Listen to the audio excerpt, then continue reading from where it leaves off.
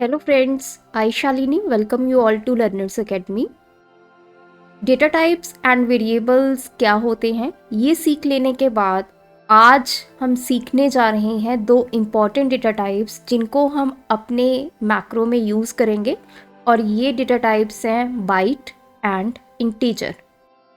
Data types के बारे में मैंने आपको प्रीवियस वीडियो में बताया डेटा टाइप क्या होता है, कितनी बाइट्स डेटा टाइप जो है डिफरेंट डेटा टाइप्स ऑक्यूपाई करते हैं और इन्हीं बाइट्स पे डिपेंड करती है उनकी रेंज। तो प्रीवियस वीडियो में मैंने आपको रेंज भी कैलकुलेट करके बताई है। अगर आप वो वीडियो मिस कर चुके हैं तो आप चैनल पर जाके पहले वो वीडियो चेक कर लीजिए। आज के ट्यूटोरियल में हम इन्हीं दो इम्पॉर्टेंट डेटा टाइप्स की बात करने जा रहे हैं, बाइट एंड इंटीजर। एग्जाम्पल के साथ समझेंगे इनमें डिफरेंस क्या है और कौन सा बेस्ट डेटा टाइप है आपके लिए अगर आप मैक्रो को क्रिएट करते हैं, वीबीए यूज़ करते हैं, तो इन दोनों में से आप कौन सा डेटा टाइप यूज़ करेंगे। तो चलिए बिना देरी किए इस ट्यूटोरियल को स्टार्ट करते हैं।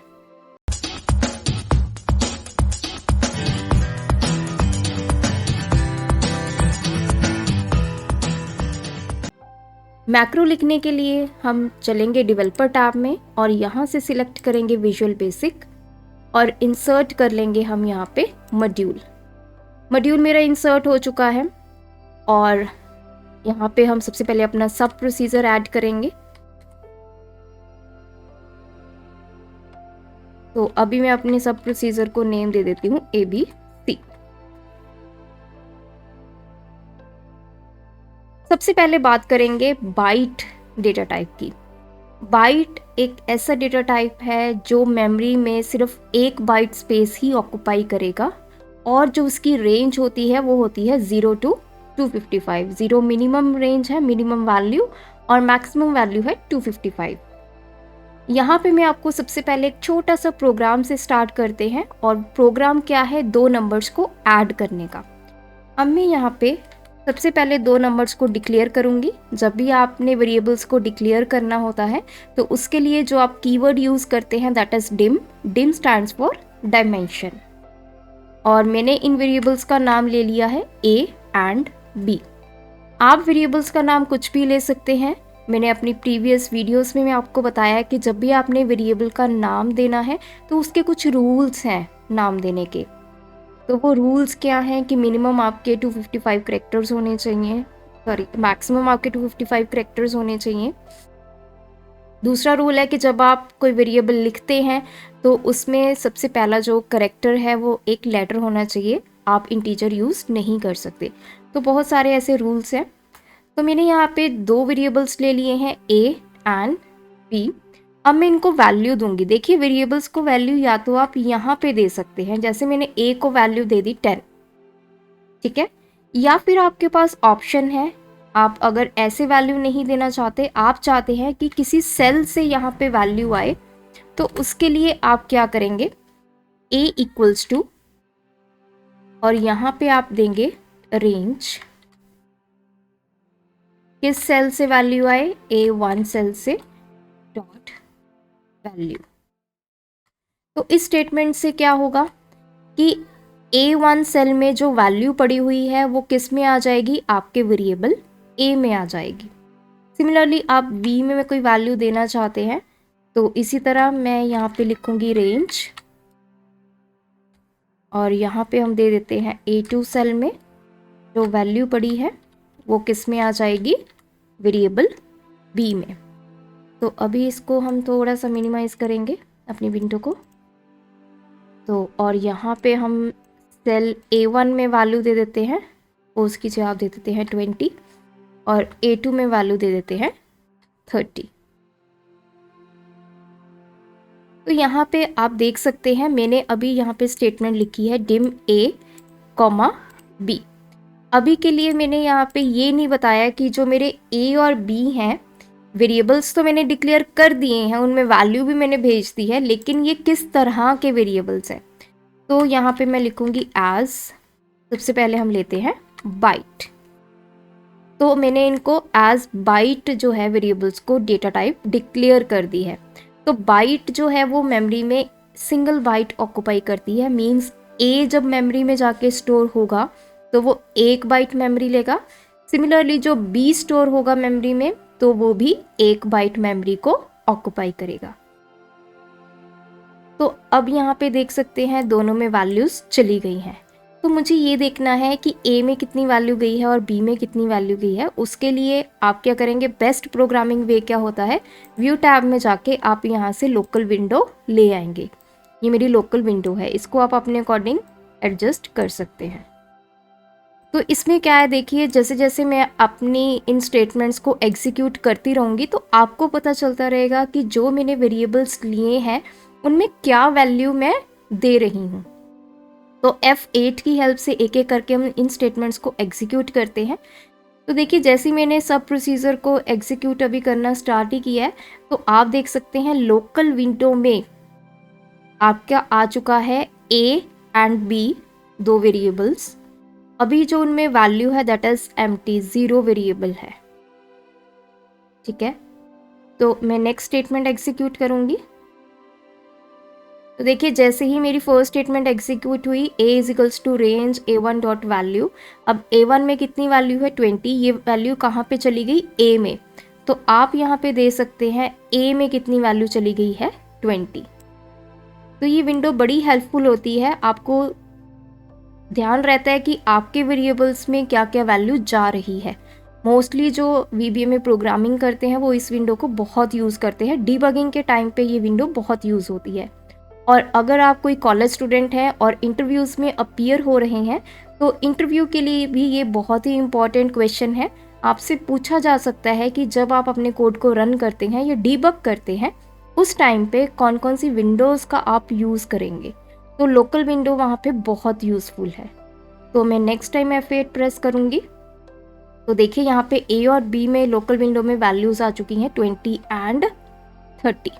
तो जैसे ही मैंने उसको ख़त्म किया आपकी यहाँ से लोकल विंडो में से वैल्यूज़ भी चली गई हैं।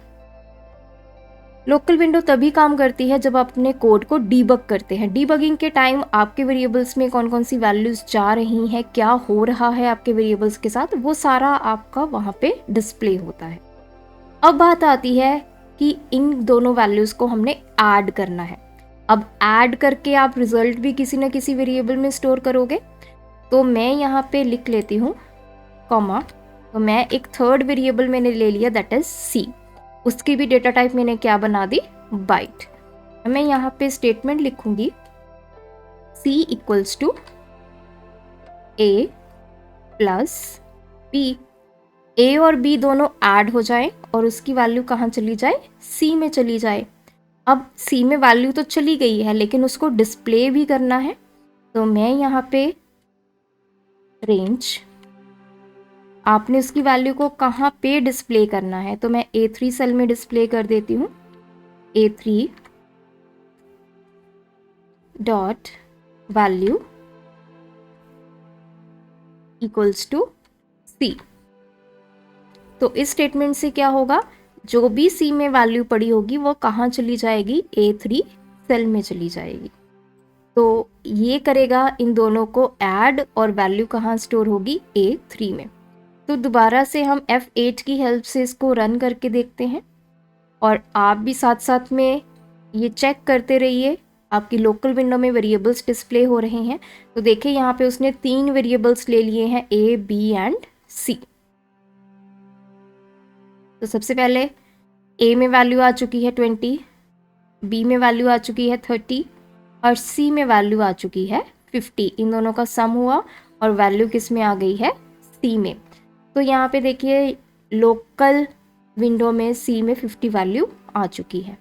जैसे मैं F8 प्रेस करूँगी आप यहाँ पे मेरी इसमें भी देख सकते हैं। तो यहाँ से हम थोड़ा सा इसको इंक्रीज कर देते हैं। तो देखिए A3 सेल में आ गया है 50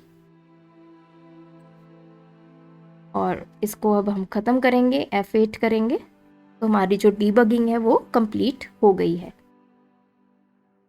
तो इस तरह से काम करता है आपका बाइट। अब बात आती है कि बाइट तो हम यूज़ कर रहे हैं। अब सपोज कीजिए यहाँ पे मैंने वैल्यू दे दी 250। तो अब देखते हैं अब हमारा कोड कैसे एग्जीक्यूट होगा। तो दोबारा से अपने कोड पे जाते हैं और यहाँ पे अब हम दोबारा से डीबग करते हैं। तो लोकल विंडो ने बता दिया कि ए वेरिएबल में वैल्यू चली गई है 250, बी में चली गई है 30, सी। जैसे ही मैंने नेक्स्ट स्टेटमेंट एग्जीक्यूट की तो देखिए यहाँ पे रन टाइम एरर जनरेट हुआ और ये एरर क्या है, ओवरफ्लो। अब ओवरफ्लो का मतलब क्या है, बिल्कुल सिंपल लैंग्वेज में अगर आपको मैं समझाऊं, आपके पास एक बकेट है जिसमें सिर्फ 3 लीटर वाटर आ सकता है। तो 3 लीटर के ऊपर अगर आप पानी उसमें भरोगे तो क्या होगा, पानी सारा बाहर निकल आएगा। सिर्फ उसमें कैपेसिटी कितनी है, 3 लीटर पानी को रखने की। सिमिलरली जो आपका बाइट है उसमें कैपेसिटी कितनी है, 255 तक वैल्यू लेने की। अब सी ने क्या किया, सी में अब हमने ए और बी को ऐड किया। ए में वैल्यू कितनी है 250, बी में वैल्यू कितनी है 30। अब अगर ये दोनों ऐड होंगे तो वैल्यू कितनी आ जाएगी 280, लेकिन सी कितनी वैल्यू ले सकता है, अप टू 255। उसकी मैक्सिमम रेंज क्या है 255, तो वो 280 वैल्यू को होल्ड नहीं कर सकता। तो हमारे पास ओवरफ्लो का एरर आ गया है।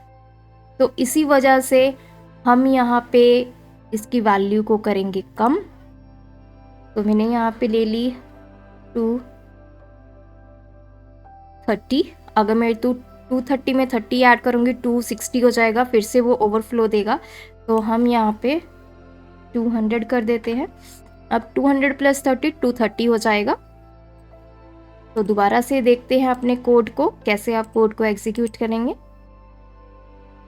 तो मैं F8 की हेल्प से दोबारा अपना कोड एग्जीक्यूट करूँगी। तो देखिए A में वैल्यू 200 है, B में 30 और यहाँ पे अब C एग्जीक्यूट हो गया और वैल्यू कितनी आ गई है 230। तो अगर आप एक अच्छे प्रोग्रामर बनना चाहते हैं और आपको लगता है कि जब भी आप कोई प्रोग्राम बनाएंगे, VBA का कोड लिखेंगे, तो उसमें जो वैल्यूज़ होंगी वो 255 से ऊपर भी हो सकती हैं। अब देखिए कई बार, अब यहाँ पे तो मैंने A और B को वैल्यू दे दी, मैं प्रोग्रामर हूँ, मुझे पता है कि ABC मैंने डेटा टाइप लिया है बाइट, तो वो 0 से लेके 255 वैल्यू को होल्ड कर सकता है। अगर यहीं पे कोई ऐसा प्रोग्राम बनाया जाए जिससे यूज़र से इनपुट ली जाए A और B की वैल्यूज़, तो यूज़र कोई भी वैल्यू दे सकता है, A की वैल्यू 250 दे सकता है। तो उस टाइम पे क्या होगा, आपका एरर जनरेट होगा। तो इसीलिए हमें ऐसे डेटा टाइप की ज़रूरत है जो कुछ ज़्यादा रेंज की वैल्यूज़ को होल्ड कर पाए। तो मैंने आपको कल भी बताया था कि ऐसे में हम यूज़ करते हैं अपनी नेक्स्ट डेटा टाइप जिसको हम बोलते हैं इंटीजर। तो जो इंटीजर होती है, तो देखिए वो 4 बाइट्स ऑक्यूपाई करेगा और उसकी रेंज इतनी है। तो यहाँ पे अब मैं इसको करूँगी बाइट की जगह पे इंटीजर, बाकी हमारा कोड सेम रहेगा। तो ये इंटीजर, तीनों वेरिएबल्स एज अ इंटीजर जो है वो यहाँ पे आ चुके हैं। तो अब हम करते हैं इसको दोबारा से एग्जीक्यूट, और इससे पहले मैं यहाँ पे इसकी वैल्यू को कर देती हूँ चेंज। अब मैं इसको 250 कर देती हूँ। 250 प्लस 30, अब ये रिजल्ट आना चाहिए 280। तो डिबग करते हैं इसको। तो देखिए A में वैल्यू 250, B में value 30 and what about C में वैल्यू 280। 280 क्यों आई है अब, क्योंकि अब मैंने अपने डेटा टाइप्स को बना दिया है इंटीजर। इंटीजर की जो आपकी रेंज होती है वो बाइट से बहुत ही ज़्यादा होती है। तो अब आप कोई भी वैल्यू डालिए, वो आपको एरर जनरेट नहीं करने वाली। तो मैं इसको यहाँ से एंड करूँगी। अगर आप वैल्यूज़ चेंज भी कर देते हैं तो मैं यहाँ पे वैल्यू चेंज कर देती हूँ। तो मैंने यहाँ पे वैल्यू दे दी, तो ये वैल्यू दे दी, इसमें भी चेंज कर देते हैं हम वैल्यू को। और अब अपने कोड को एग्जीक्यूट करते हैं दोबारा।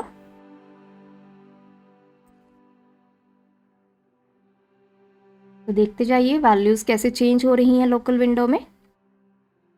तो एट लास्ट हमें रिजल्ट मिल गया 12380। तो ये काम होता है बाइट और इंटीजर का। बाइट की जो रेंज है वो बहुत कम है, इसलिए बाइट को हम अपने प्रोग्राम में बहुत कम यूज़ करेंगे। उसकी जगह आप यूज़ करेंगे इंटीजर। इंटीजर की जो रेंज है वो बाइट से बहुत ही ज़्यादा है। तो आज के ट्यूटोरियल में हमने बाइट और इंटीजर को डिस्कस किया। इसी तरह नेक्स्ट ट्यूटोरियल में मैं आपको और डेटा टाइप्स को एक्सप्लोर करना सिखाऊंगी और मैं आपको एग्जाम्पल के साथ बताऊंगी कि इन डेटा टाइप्स को आप कैसे यूज़ कर सकते हैं। तो आज की वीडियो देखने के लिए आपका धन्यवाद। अगर आपको ये वीडियो अच्छी लगी हमें कमेंट करके ज़रूर बताइएगा। अगर आपकी कोई क्वेरी है तो वो भी आप कमेंट कीजिए, हम आगे आने वाली वीडियोस में आपकी क्वेरी को सॉल्व ज़रूर करेंगे। Thanks for watching this video. Keep supporting us.